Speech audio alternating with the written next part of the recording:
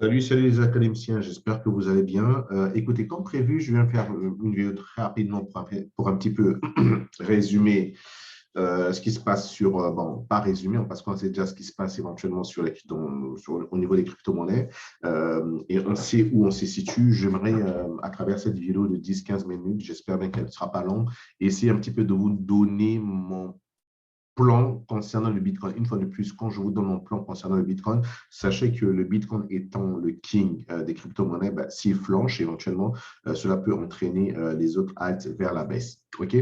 Donc, ceci dit, bon, on voit bien que le Bitcoin est à 21 134 maintenant. Et on va essayer de revenir très rapidement au niveau de notre Zoom, hein, d'accord, je ne vais pas revenir un petit peu à ce niveau. Bon, et là, nous étions un petit peu le 5 janvier. Donc, le 5 janvier, déjà, lorsque le Bitcoin était à 16 800, nous avions déjà des indications, nous avons déjà éventuellement des signes qui nous disaient que le price action, en termes de harmonic pattern, pouvait se diriger dans ce sens. OK? Donc, on le voit que nous avions déjà l'information que dès 16 000, le potentiel était plutôt d'aller vers le nord, c'est-à-dire d'aller vers 18 000, 19 000, 20 000, que d'aller en dessous de 15 000. Donc, ça, c'était déjà le 5 janvier. Donc, j'essaie un petit peu de résumer très rapidement. Et puis, le 12 janvier,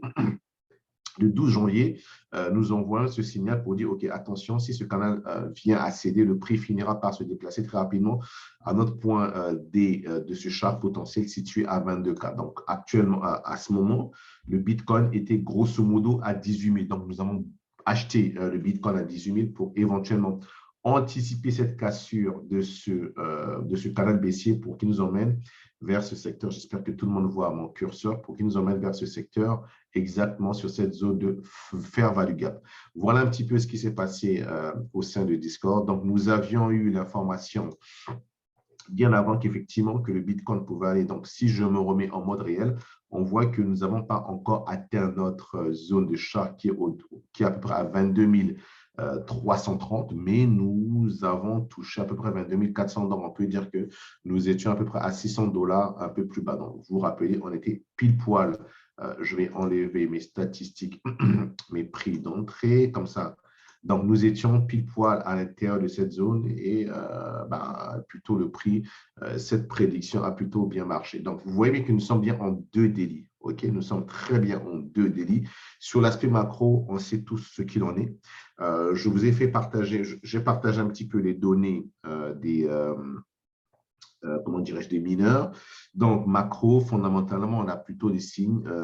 Nous disons qu'éventuellement, ce bottom de 15 332 est probablement un bottom, d'accord? Donc, ça, c'est macro. Techniquement, lorsqu'on voit ce canal baissier qui est là depuis le 15 août, n'a pas cédé vers le bas, mais l'a plutôt cédé vers le haut. OK? Donc, mercredi, samedi passé, on a fait une vidéo pour dire, attention, est-ce qu'il n'y a pas moyen qu'ils prennent les gens à contre-pied? Donc, ce qui est intéressant à observer, actuellement, nous n'avons pas encore eu notre pullback. Donc, je ne cesse de le dire, les prix ne vont jamais en ligne droite. D'autant plus que ici, sur cette phase ici, vous pouvez observer très bien que nous avons des points de plus en plus hauts, d'accord? Et ici, nous avons des points de plus en plus bas. Donc, en règle générale, ceci, c'est plutôt une divergence baissière. Donc, ça augure qu'à un moment donné, les prix doivent revenir prendre ces zones de nos indicateurs de fair value gap.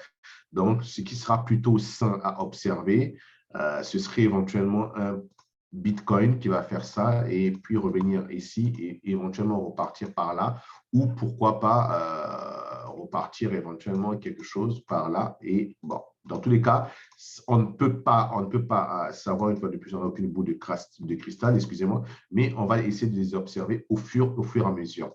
Mais mon scénario que je privilégie éventuellement, c'est de venir prendre cette zone de liquidité ici sur du 2H, donc c'est-à-dire comprise entre 21 844 puis 22 600. Et à ce moment, je pourrais éventuellement voir ce qui va se passer et pourquoi pas refaire un pullback quelque part ici. Donc, ça veut dire que vu que nous sommes en deux délits, ça nous ramènera dans cette zone et c'est ce qui est intéressant de voir serait de savoir à quel moment les prix vont exactement arriver pile poil dans cette zone de résistance qui va maintenant faire office éventuellement de support. D'accord?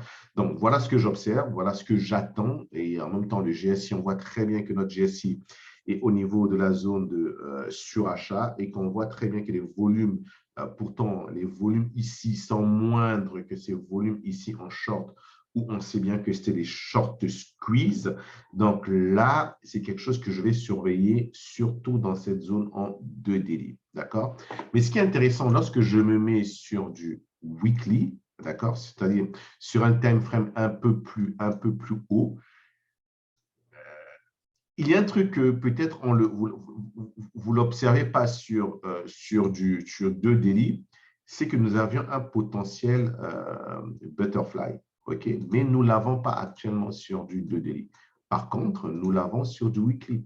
Ce potentiel butterfly qui peut emmener les prix, grosso modo, vous voyez bien oui, mais ça dit au plus bas, aux alentours de 8184 dollars le Bitcoin.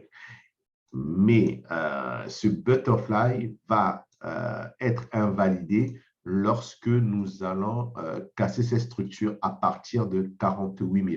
Donc, une fois que nous repassons au-delà de 48 000, là, ce butterfly-ci, ce potentiel des butterfly en termes de structure de marché et de price action va s'invalider. Mais tant que nous restons en dessous de 48 400, nous avons éventuellement des signaux pour nous dire attention, les prix vont aller vers le bas. OK? Maintenant, lorsque je regarde très bien le prix, on voit bien que sur nos weekly, on a un potentiel 32 000. OK? Donc, vous voyez que là, nous sommes sur un time frame un peu plus bas, vraiment un peu plus bas.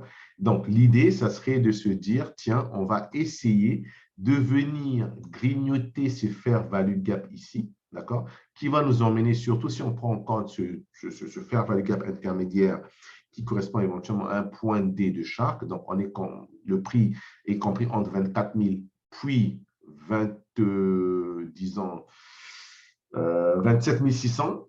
Si nous y arrivons, c'est plutôt intéressant. Maintenant, ce que j'aimerais pas voir, c'est que ça serait pas intéressant d'y aller un petit peu en ligne droite, d'accord? Mais je me dis plutôt c'est intéressant si je prends Fibo là tout de suite et que je me dis tiens, les prix, regardez ça, c'est un truc que je vais essayer de faire rapidement parce que je vais essayer d'anticiper un price action, que les prix viennent au point D, d'accord? Donc, si on prend le potentiel point D de ce shark qui est ici, d'accord? Vous voyez bien qu'en prenant XA dans ce sens, on voit bien que ce potentiel point D shark correspond éventuellement à un potentiel point B de butterfly. OK? Donc, grosso modo, je vais essayer de faire très rapidement. Grosso modo, on aura un point X ici, nous aurions un point A ici, nous aurions un point B ici, d'accord? Donc, ça veut dire que les prix peuvent encore monter grosso modo, entre 22 600 voire 23 000, redescendre éventuellement ici, dans cette zone de point C, d'accord? Et aller chercher ce point D. D'accord? Donc, ce qui sera intéressant de comprendre quand on dit il y a des figures qui s'entremêlent, donc c'est-à-dire ce point D de ce potentiel Shark, c'est-à-dire X, A, B, C, D de Shark en prenant éventuellement X encore une fois de plus ici, A ici, d'accord? X, A, B ici, OK? C ici et D exactement là. Donc, vous allez voir que la seule chose qui est exactement identique, c'est le point D. OK? Donc, ce qui veut dire que nous aurions un point, je vais essayer de le matérialiser très rapidement avec une figure dans ce sens. Nous aurions un point X ici, A, B, C et potentiellement D ici. OK? Que je vais mettre, disons, en rouge. Tiens, je vais mettre en rouge. OK? Et nous allons encore avoir un potentiel X là, X ici, A ici, B ici, C là, OK, et D ici que je vais mettre en potentiel, disons, à peu près en, je sais pas, en vert. OK, je vais mettre ça en vert et par la suite, j'enlève les fibos pour que tout le monde puisse le voir et j'enlève ça, cela pour que vous compreniez un petit peu ce qu'il en est. J'espère que tout le monde pourra voir les choses un peu plus clairement. Mais j'étais obligé déjà de le matérialiser avec avec des écrits. Voilà, ok, c'est pas grave, je vais revenir dessus. Je vais revenir dessus.